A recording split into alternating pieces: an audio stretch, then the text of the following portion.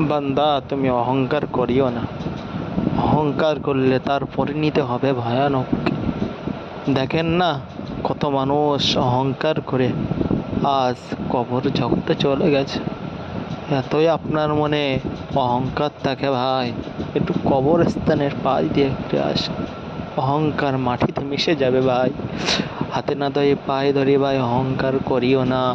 অহংকার করিলে দুনিয়া এবং আখিরাতে বা কবর জগতে আপনার শাস্তি ভোগ করতে হবে।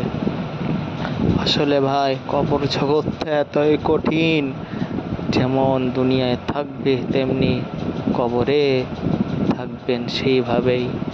ভাই বলি, অহংকারটা ছেড়ে দিয়ে